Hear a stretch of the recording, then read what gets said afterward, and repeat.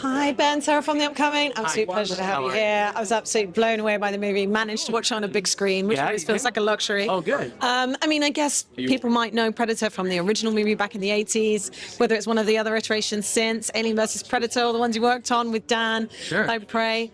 Where do you think this fits in? Because it feels like it shares some of the DNA, but it's something quite fresh and original. It's very different. Like our film right now, it sort of has the spirit of the films that came before it, and it's very important to us because we're fans. We're big fans of all the films that came before it. But I think if for us, if we were to just make another one of the films that have come before, it's really no point in going through all that trouble in this endeavor. So what we were trying to do here is, okay, how can we honor the spirit of the history of it, but make the story and the characters and everything that happens, even the tone, sort of push that and break into new territory. And that's kind of what we were trying to do here.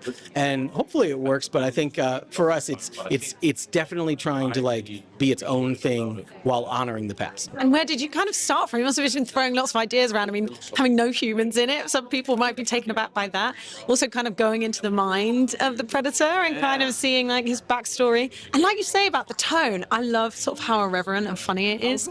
Because maybe sometimes sci-fi can be a bit alienating, excuse the pun, of it being a bit too earnest and serious. So was that a really key part? I mean, that appeals to me a whole lot because that's what I'm looking for in a film. Even a film that has serious themes and serious plot points, what I love is balancing that out with a little bit of comic relief because that's what our lives are like, right?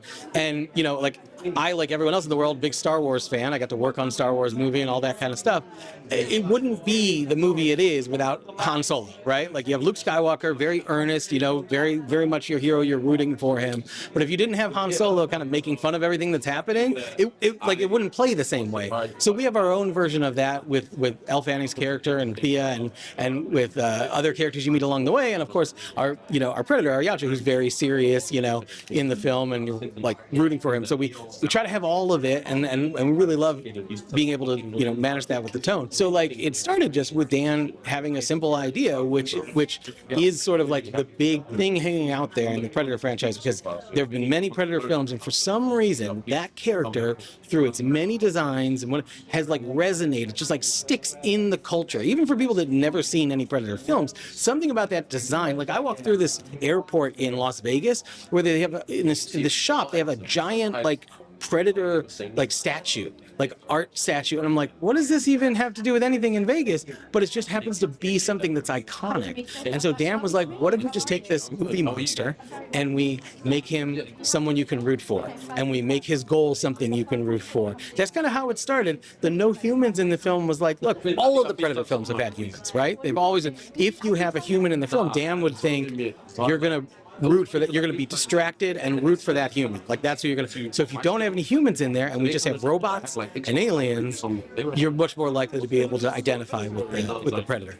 And creating the Yacha, I love that it's kind of very tangible. You haven't just lent completely into CGI, which I feel happens a lot lately. And even the language, right? You had the same guy who worked for Avatar, inventing the language. It was sort of the guy who worked for who made the Na'vi language in Avatar, Paul Frommer. He recommended to us. We went to him first. He recommended to us another guy named Britton Watkins, who's unbelievable. And Britton actually created the whole language, and it was unbelievable because the guy next to me, Demetrius, who plays Deck, our Yacha, hero protagonist, he learned this new language, and he's the only one who can speak it right now. Britton and him are the only two who can talk to each other. That part was unbelievable. And in fact, one thing that was super important to Dan and super important to me is the only way we'd be able to achieve what we have visually in the film is with top-notch practical effects and top-notch visual effects. And I think a lot of times in movies, it's very popular to sort of shy away from the visual effects and be like, oh, we didn't use any visual effects, and then you find out later on the internet they actually did use a whole bunch of visual effects. For us, we're we wouldn't be able to do this without both. And so for us, I think you said lean in or embrace, we just embrace it and said, let's just make it as good as we can and try to use all the tools to bring together a story that you wouldn't be able to see otherwise. Well, you really knocked it out of the park. I'm going to let you move on. Thanks so much. I really enjoyed every minute. Thank you. Good to meet you.